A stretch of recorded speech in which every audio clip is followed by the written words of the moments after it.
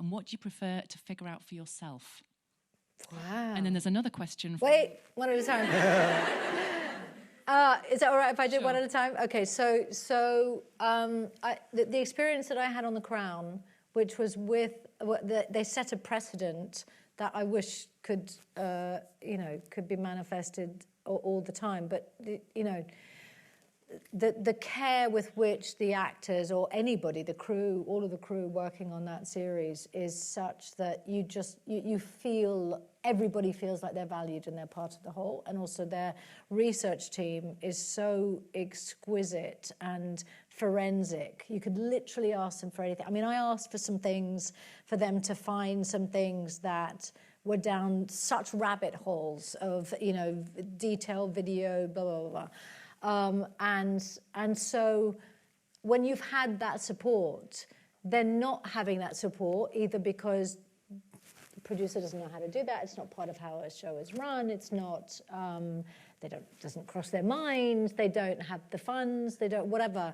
It really reminds you then how much of your career has been incredibly lonely, and you've been on your own, because most of the time you are kind of finding all that yourself and needing to. But the luxury of having producers that know and really care for the actor's process is invaluable and incredibly rare. With writers, it's. I don't want to get into I'm sorry. It's really hard to find really well written scripts, and it is, and so I have started to realize that I compartmentalize and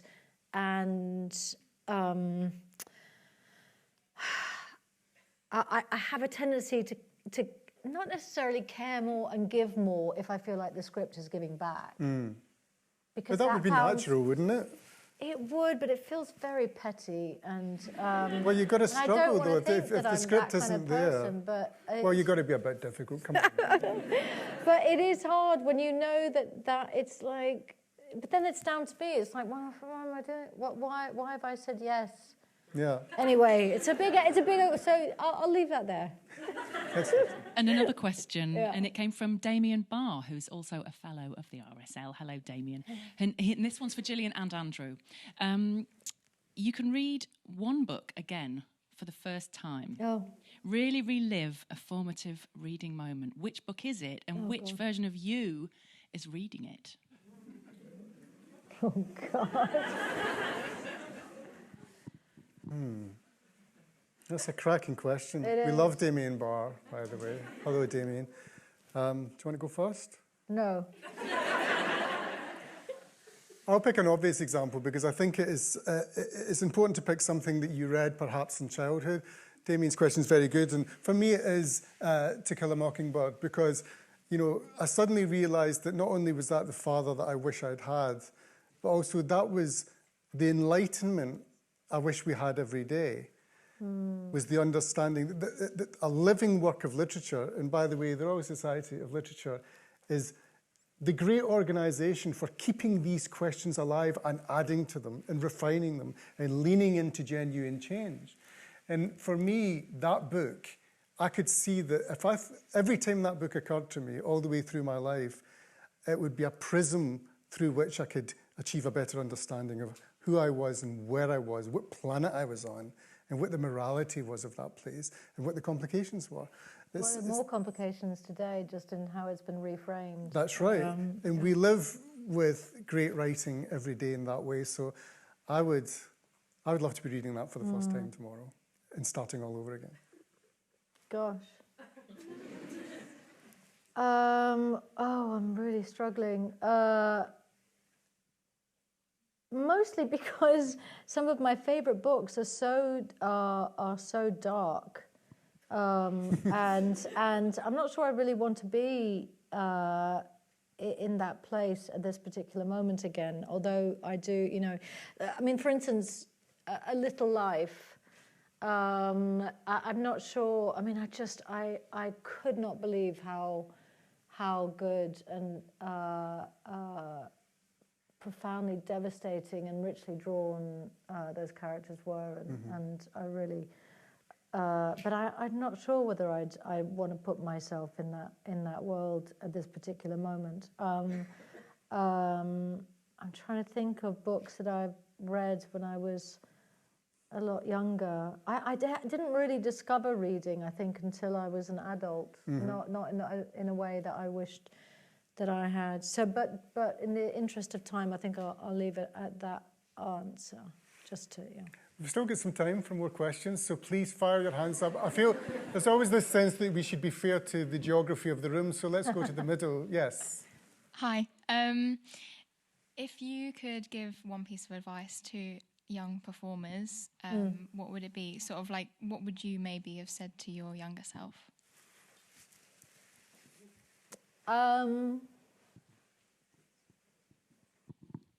Well, I think I have a responsibility to change. I mean, I was asked at one point to write a letter to my younger self of advice, a letter that was then published, but it doesn't really relate to performance. And I guess in relation to performance is quite different, because it's. So what I have learned, and this is both for my, in the olden days of auditioning, and it still relates to performances as a professional actor, is that if you put everything you have into something, whether it's an audition or whether it's in a play or whatever you're cast with, or whatever it is that you're doing, whether the performance is dance or whether you're a painter or whatever, if you know that at that particular time, in that moment, with the information that you have and the time that you have, and that if you put everything you know you have into it, then that can actually feel like that's enough, that you know that you've given. You can't let yourself off the hook. You can't say, oh, well, I didn't get it because.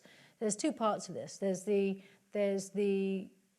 way that we can sometimes sabotage things by not really putting effort into it, because that means if we don't get it, then we can just say to ourselves, oh, well, I didn't really try.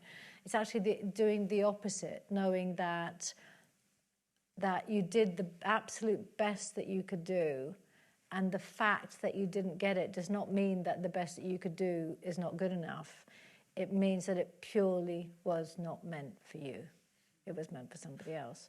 So then being able to then let go of what the consequence is, which is incredibly freeing, to be able to honestly say, look, I showed up my 100 or 110%. And same with Thatcher.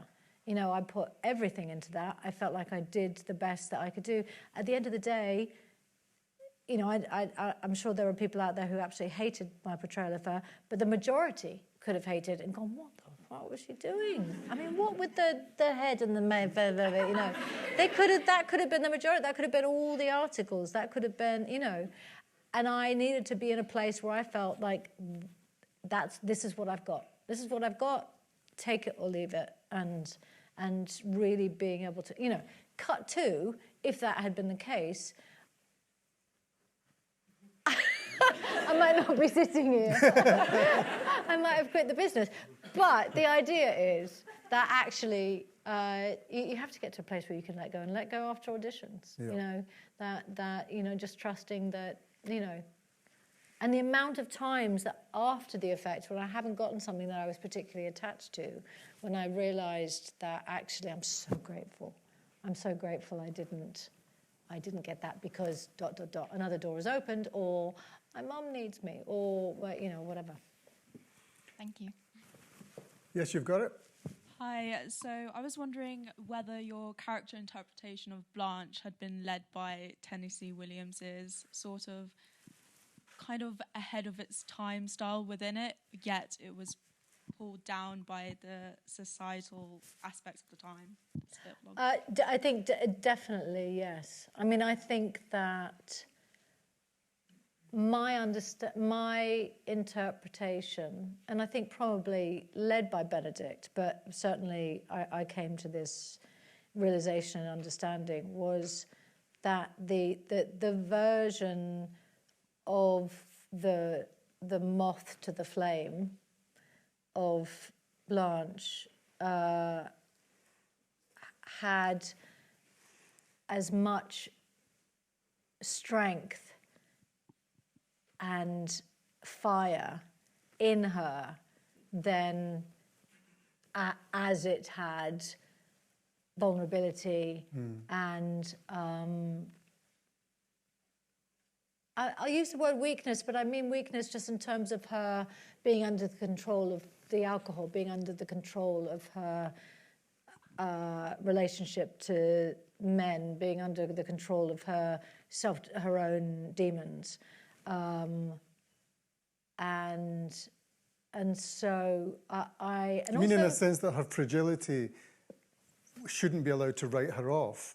That she was somehow, because she was fragile and vulnerable, that didn't mean she was a write-off or a mad person. There was always that way of describing Blanche in early reviews, and even Williams, has to be said sometimes, allowed you to feel she was just a kind of crazy person. Yeah.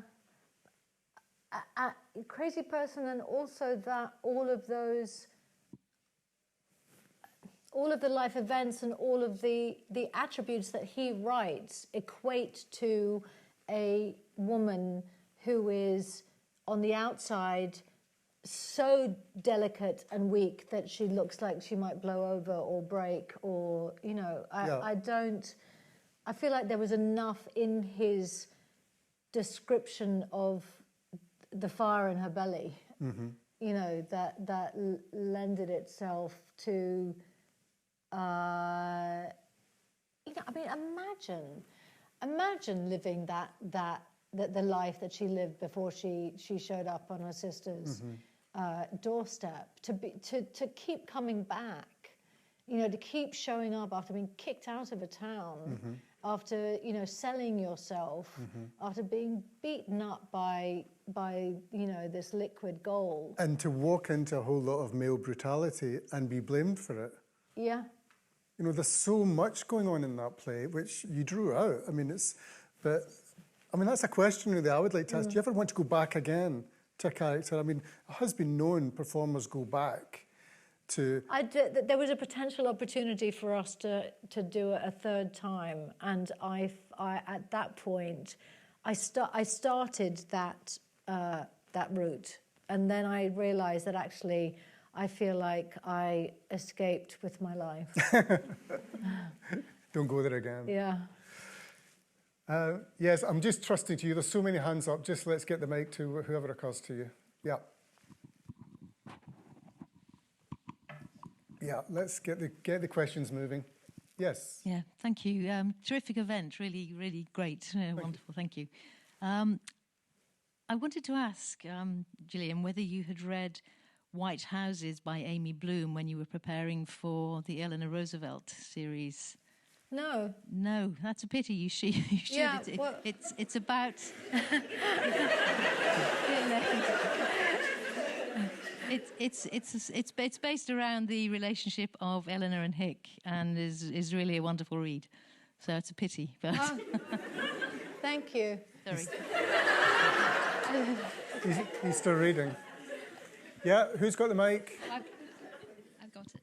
Yeah, go for it. I wondered, I started to ask you a question on the Galaxy Zoom, and then the time cut out. Oh, and no. I wondered if you could finish it now. Okay. It's about Macbeth. You've often said you wanted to play Lady Macbeth, and I wondered, who would you choose? Which dashing Scotsman, would you choose to be your, apart from Andrew, but available. Would you choose to be your to be Macbeth? Can you think of a character? Well, I'm going to answer this in a very disappointing way, which is that I've since decided against it. Yeah. Why? Too many portrayals in existence? No, I think after you've done, such full-bodied constant immersed characters as a Blanche and a Thatcher and et cetera, I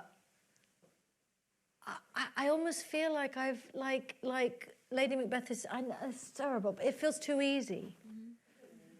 You know, it's it in the same way that I almost feel like Hedda Gabler is. It You mean too obvious? Too obvious. Sense, Yes, and yeah. I did a Lady Macbeth as an audition when I was in my late 20s, I think, and it was that got me interested, but it was the same time that in the work that I put into it, and I don't know, I'm not sure. I'm not sure if I would find it satisfying enough, and I might be proved wrong.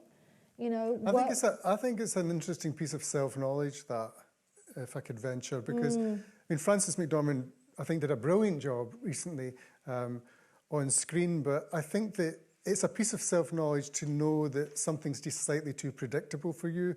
So in a sense, it's like something being overwritten. There isn't enough room for you because people have already imagined you in roles like that, or seen you in roles like that, perhaps. Yeah, and it also feels like I've explored so much of it. It doesn't feel like it's something that I haven't explored yet. Yeah. Which is part of why I say yes to things. Sure. Well, you make good choices on that basis. You go with your gut, which must tell you, no, that's not going to be as exciting as it seems on paper. I kind of got to that when I was at the point of, am I going to give away months of my life to this? Yeah. I kind of made the decision not to. And I might come back to it, but yeah. Who's got it? Yep. Gillian, thank you so much for a lovely evening. I'm curious about one particular aspect as a Canadian now living over here. I'm keen to question you about your accent this evening. What feels natural to you now that you're living over here, and when do you have to put it on? When do you turn the dial up? When do you turn it back down? How do you approach an audience coming into an audience like this? What feels right? Usually it's about what's in my ear simultaneously, because that's how it I just got back from the States, and while I was in the States, the other half of my accent was part of how I was communicating. And it is if I was 5 minutes on the phone with somebody from the States right now after doing this interview, I would fall into an American accent. And it's something that at various times I've tried to control it. I've thought, oh, this is freaking people out too much. I need to, and when I've tried to control it, it just sounds, I feel like I sound like an idiot. I'm trying not to speak with a British accent. I'm trying to speak with an American accent. I'm trying, and it feels very, it feels false. And what feels most natural to me, having grown up in both places, well, predominantly in my formative years, having grown up in the UK, this feels the most natural when I'm here, and American feels the most natural when I'm there. And it's kind of as simple as that. Okay. Hi. Can I ask you a question? Because I have a microphone, I have priority. Sorry. I can't see where you are. I'm here. So artificial intelligence. Sorry, where are you? I'm here. Oh, okay. Hi, sorry. So artificial intelligence is entering all kinds of arts, and there are computer games. There is augmented cinema that Cameron is doing. So what do you think? What is the future of cinema? There will be no actors at all. It will be all computer generated or not? And you personally, would you buy AI-generated art? Let's take the last question. The first question. Yeah, I think we just take the last question. The last question. Would you buy AI-generated art? AI-generated art, so not NFTs, actually AI-generated art. Why are you laughing?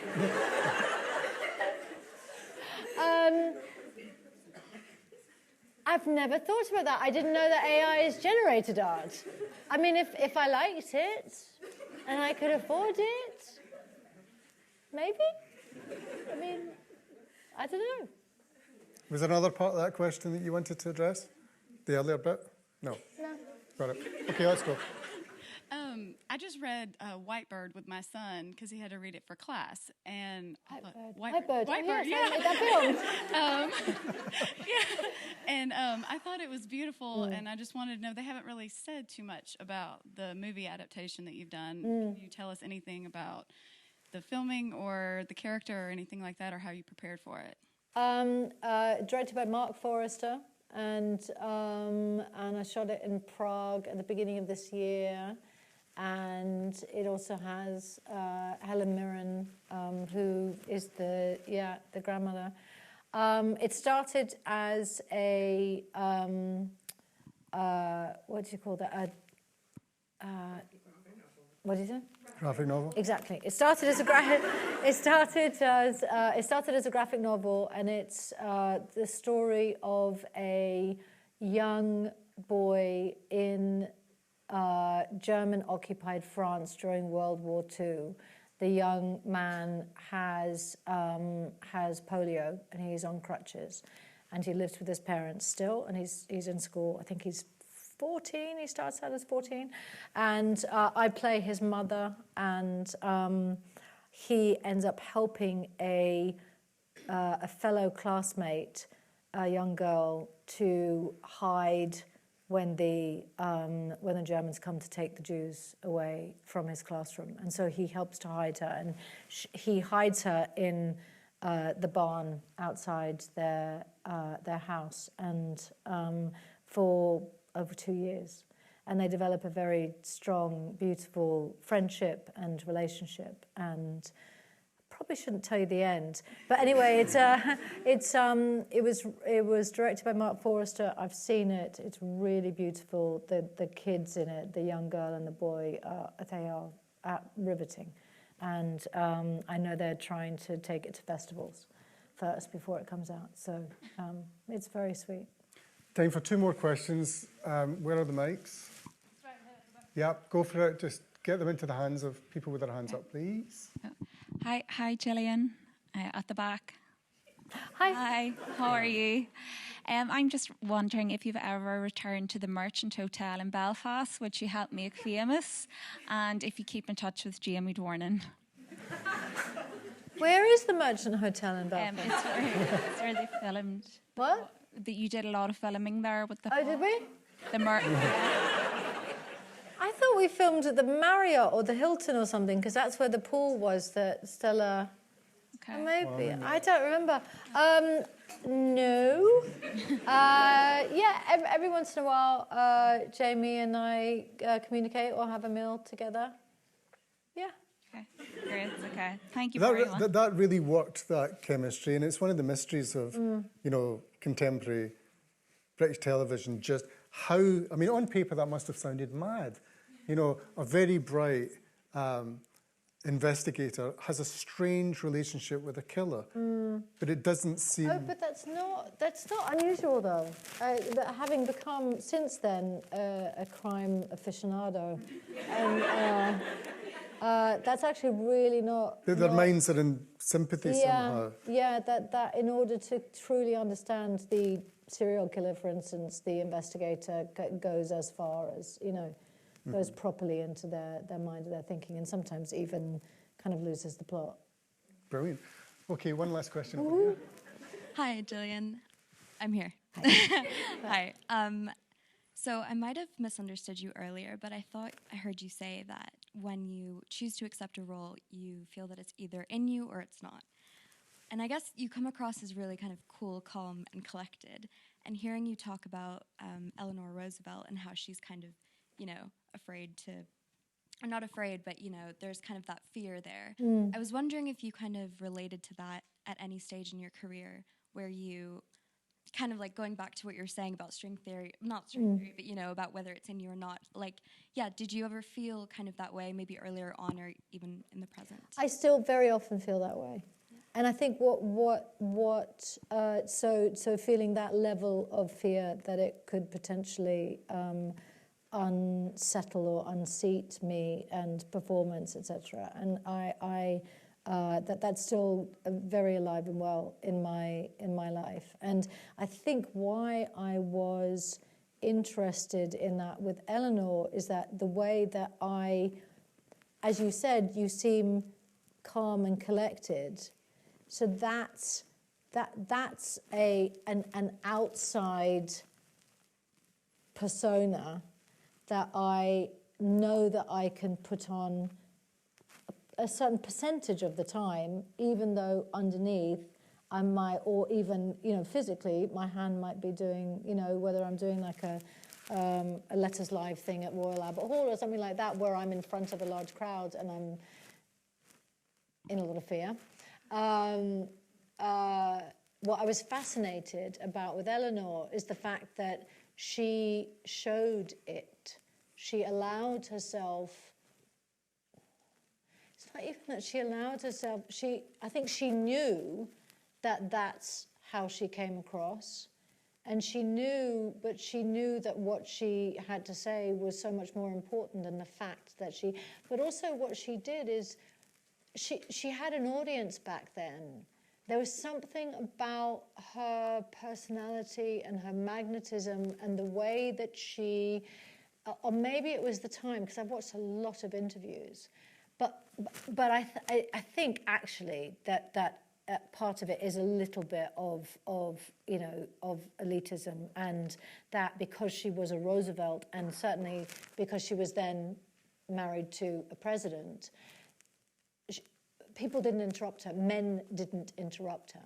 So you see these interviews where a journalist who is 90% male at that time is asking her questions, and she's taking her time to answer. And there are a lot of spaces between her words and he's not interrupting. They're not interrupting. And it's kind of shocking. It's like, wait, that doesn't happen anymore. She's not being... But I think it was because they wouldn't dare in society. I don't think they would have dared to interrupt Eleanor Roosevelt, even though she's taking a really long time to explain this or to talk about this particular thing. And so, I don't know what exactly my point is. I think that I answered your question. Definitely. Yeah. Ladies and Thank gentlemen, it's come to broadening the field and indeed the meaning of literature is a core value of the Royal Society of Literature. It's a unique organisation. Give your beautiful minds a friend for life by joining the organisation. Gillian and I agreed to do this event tonight because we admire it as an organisation. We lean into the work that it's doing, and we're so grateful to you for coming along tonight, for your enthusiasm, for your help and your fact-checking, and for your general enthusiasm. It's been a real thrill for me personally, and I want you to put your hands together and thank my friend, Gillian Anderson.